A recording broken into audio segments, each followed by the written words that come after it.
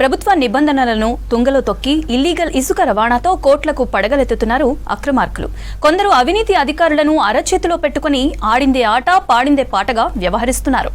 దానిని అరికట్టే క్రమంలో ఖమ్మం జిల్లా పోలీస్ బాస్ సునీల్ దత్ నిఘాతో అన్ని దారులు మూసుకుపోయాయి. దాంతో అక్రమార్కుల గుండెల్లో రైళ్లు పరిగెడుతున్నాయి.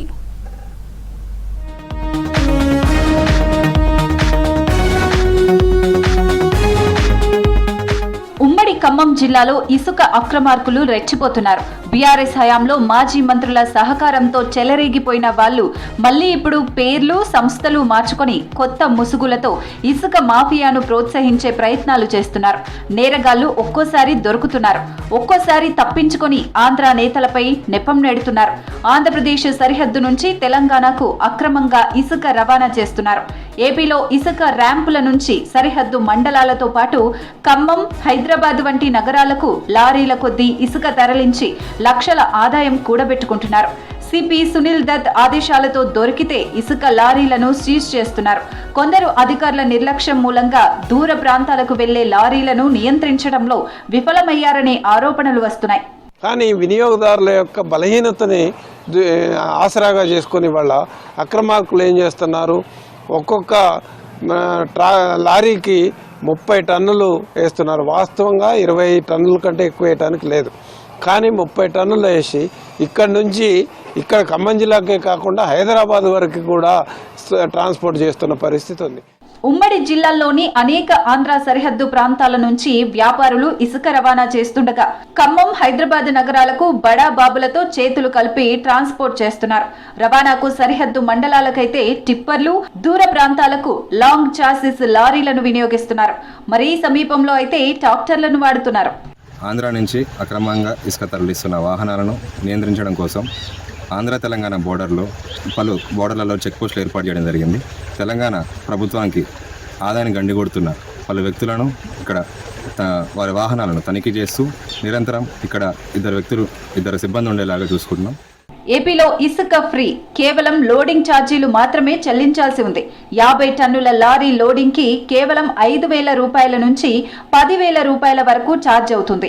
అదే తెలంగాణ ఇసుక రీచ్ల నుంచి టన్ను తెచ్చుకోవాలంటే 1,300 చెల్లించాల్సి వస్తుంది.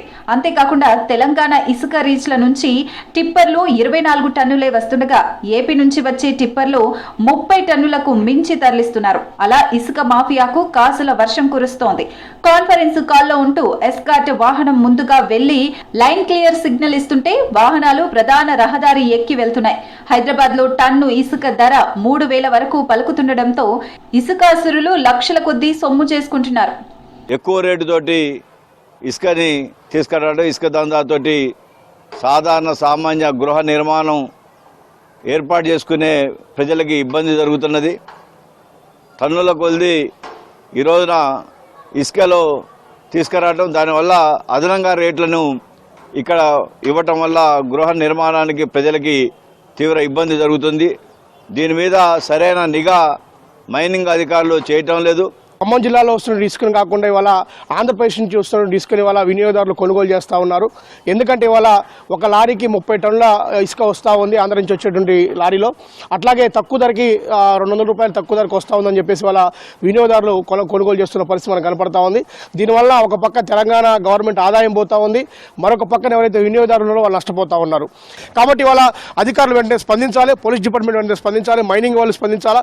ఏది ఇసుక మాఫియా పెద్ద ఎత్తున ఆంధ్రప్రదేశ్ నుంచి వస్తూ ఉందో దాన్ని అరికట్టడానికి కోసం అధికారులు వెంటనే చర్యలు చేపట్టాలని చెప్పేసి మేము డిమాండ్ చేస్తా ఉన్నాం.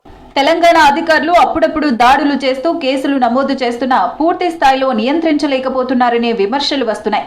లారీలు వదిలి పారిపోయిన వారు మళ్లీ తిరిగి రావడం లేదు. దాంతో కేసులు అలాగే పెండింగ్ లో ఉంటున్నాయి. పోలీసు అధికారులు పట్టుకున్న లారీలను మైనింగ్ శాఖకు అప్పగిస్తున్నారు. ఆ శాఖ అధికారులు జరిమానా విధించడంలో నిర్లక్ష్యం వహిస్తున్నట్లు సమాచారం. ఉమ్మడి జిల్లాల్లో మైనింగ్, రెవెన్యూ, రవాణా శాఖ అధికారుల నిర్లక్ష్యం వల్లే ఇసుక దందా సాగుతుందనే వాదనలున్నాయి.